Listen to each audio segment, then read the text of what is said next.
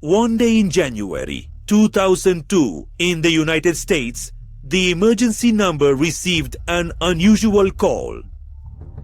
The man on the other end of the line was speaking with difficulty. He had just witnessed something disturbing on the internet.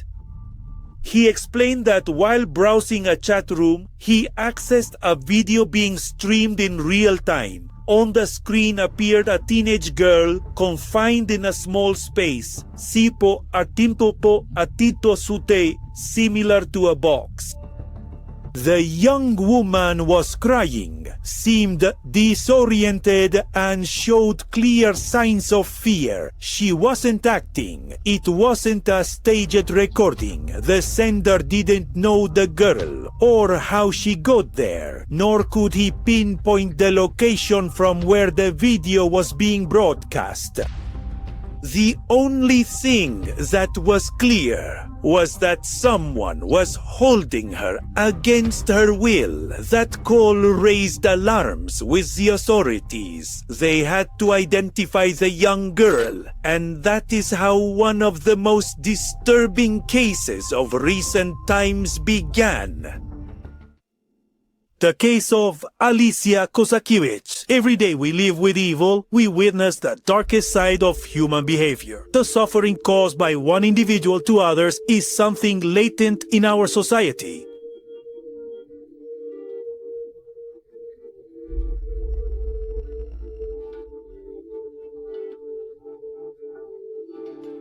In Criminal Investigators, we will delve into the dark side of humanity. We will bring the most perverse crimes to the screen and try to get into the minds of those beings who commit the most terrible acts. I am Leon, and today I bring you another case.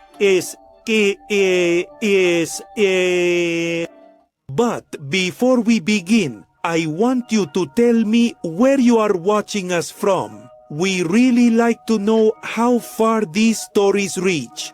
Also, don't forget to leave your like and share this video if you think someone else might be interested. And now, let's begin. Alicia Kozakiewicz was born in the United States around 1988. She lived with her family in the city of Pittsburgh, in the state of Pennsylvania. Those who knew her described her as a calm and reserved teenager.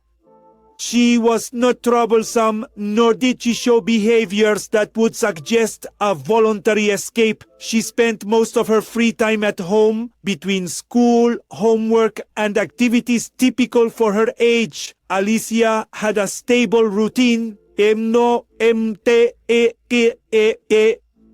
After school, she usually stayed in her room or used the family computer, originally installed to support the children's academic performance.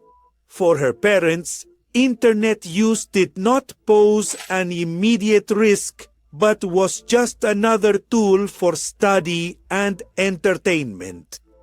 There were no known family problems or signs of recent tension. There were also no indications that she was planning to leave. She left no notes, took no money or clothes, and her personal belongings remained untouched in the house.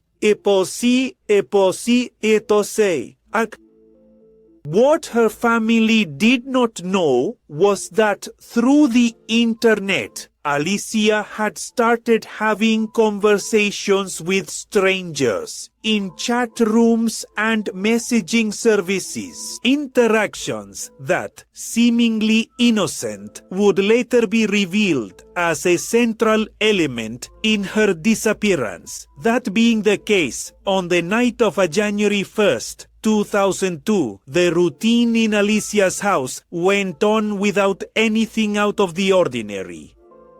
The family had dinner, and each went to their usual activities. Alicia stayed in her room, as she did almost every night. Hours later, her mother asked one of her children to go call her. When he entered the room, Alicia was not there. At first, no one was alarmed. They thought she might be in another room of the house. But as the minutes passed, the unease grew. They checked every space: the bathroom, the closets, the basement. There was no trace of her. Her clothes were still in place. Her boots were by the door. Her bag remained on the table. It was cold outside, and the idea that she had gone out without a coat or shoes seemed unlikely. Alicia was afraid of the dark and never went out without telling someone.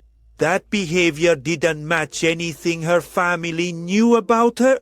It was then that they noticed a disturbing detail. The front door was not completely closed. There were no signs of struggle or disorder, but something was not right. Fear then set in immediately. Faced with the possibility that Alicia had not left of her own will, her mother picked up the phone and called the emergency number. The nights from that moment ceased to be a normal night. After the call to 911, the police arrived at the family's home within minutes. The first questions were the usual ones. If there were family arguments, if Alicia had threatened to leave, if there was any reason to think she had run away voluntarily. Her parents confidently answered no. Even so, during those first hours, the possibility of a voluntary escape was not completely ruled out. The family was asked to wait. They were told that in many cases, teenagers returned on their own, that she would probably show up at home soon.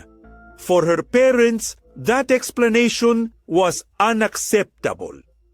Alicia was only 13 years old. She had never left without notifying. Moreover, she had left behind essential items. Each passing minute increased the feeling that something serious had happened. The weight became unbearable. The house remained lit, the doors open, as if Alicia could return at any moment, but the silence continued. There were no calls, no news. Hours later, due to the family's insistence, the case began to escalate. The disappearance stopped being treated as a simple absence and began to be considered a high-risk situation.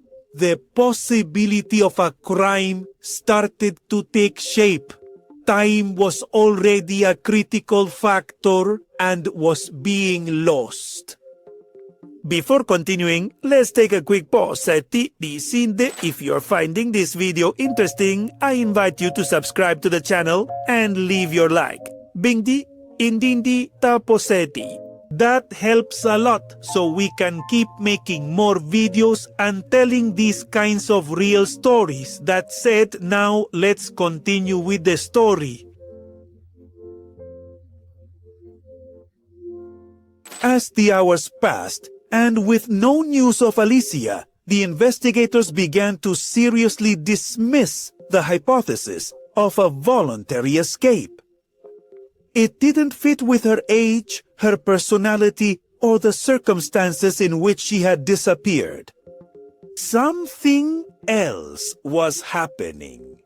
During the interviews with the family, an element emerged that caught the agent's attention. Alicia spent a lot of time in front of the computer. For her parents, that detail had not been a cause for alarm. The internet was seen as a school tool and a common form of entertainment for a teenager her age. For the investigators, however, the computer could be something more, a possible crime scene. The specialized team decided to seize the family computer to analyze its contents. The usage history revealed multiple conversations in chat rooms and instant messaging services. Apparently, many were normal chats between teenagers, comments about school, friends, and everyday topics.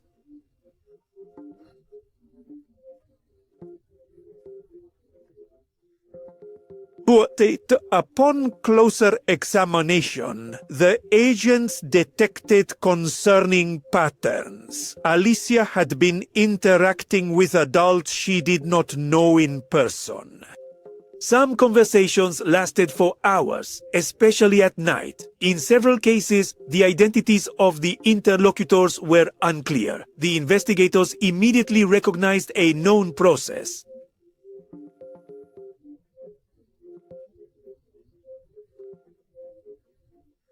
An adult who presents themselves as someone close gains the trust of a minor, becomes their confidant, and gradually begins to emotionally isolate them from their surroundings. It is a form of manipulation designed to prepare for a meeting off-screen.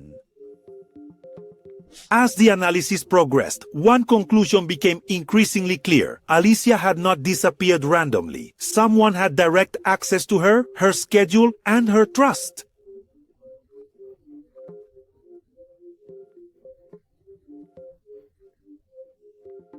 The internet had not only been the means of contact, it could have been the starting point of the abduction. And while the investigators analyzed the conversations on Alicia's computer, an unexpected call reached the federal authorities. He was from the state of Florida. The man who called explained that he had been participating in a chat room when another user shared a link to a private stream. Upon opening it, he encountered a disturbing scene. A young woman trapped in a confined space, crying, visibly terrified. It should be noted that the broadcast was in real time. The caller was not sure who the girl was, but upon seeing the news about Alicia's disappearance, he noticed an unsettling resemblance. The coincidence was too significant to ignore. Asinto na. Even so, he hesitated before calling. He was afraid of exposing himself and the legal implications of admitting his presence in that type of chat room. During the communication with the authorities, the man provided key details about what he had seen. He described the environment, the young woman's emotional state, and biomusia, and the behavior of the user streaming the video. According to his testimony, the individual seemed to boast about having the girl captive. For the investigators, the call confirmed the worst possible scenario. Alicia had not only been kidnapped, but she was still alive and was being held by someone who felt secure enough to show it on the internet. The information was limited, but time was running out. Every passing minute increased the risk. The priority now was to identify the man behind the broadcast before it was too late. With the information provided by the witness in Florida, the investigators had for the first time a concrete lead to follow. The man explained that the user broadcasting the video used a specific online name in the chat room. It was not a real name, but it was a starting point. The alias was explicit and disturbing. For the agents, there was no doubt about the intentions of the person behind the screen. From that moment on, the priority was to trace the user's real identity as quickly as possible. The authorities urgently requested the collaboration of the platform where the broadcast had taken place. The goal was to obtain the IP address associated with that account and use it to locate the subscriber. The problem was time. Many of these companies strictly protected their users' data, and legal procedures were usually very slow. But the case could not wait. Given the immediate risk to Alicia's life, emergency protocols were activated. Federal agents directly contacted the technology company's officials, even outside working hours, to demand access to the information. Finally, the IP address was obtained and traced to an internet service provider. That provider, pressured by the urgency of the case, handed over the data of the connection holder, Scott Tyree. According to the records, the man had no criminal history and led an apparently normal life. However, the match was very clear. All the clues led to the same point. With a possible identity and an approximate location, the investigators understood that they were facing the most critical phase of the operation. If they were wrong, they could lose everything. If they acted too late, the consequences would be irreversible. The race to reach the young woman had entered its final stretch. With the identity and location of the suspect finally established, the authorities obtained a search warrant. At the same time, another team moved to arrest the man at his workplace. No one knew for sure if Alicia was still alive. Indayobos atayo apunto atiwasi.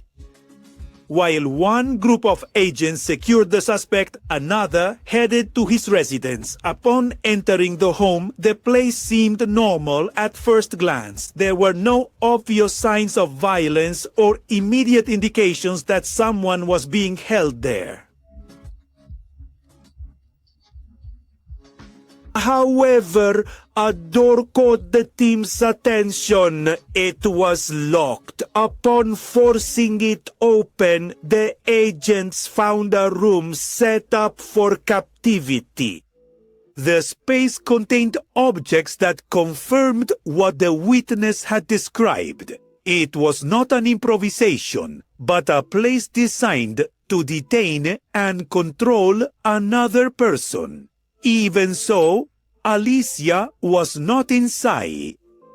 For a few critical seconds, the agents feared they had arrived too late. They continued searching the house until they detected something unusual on the upper floor.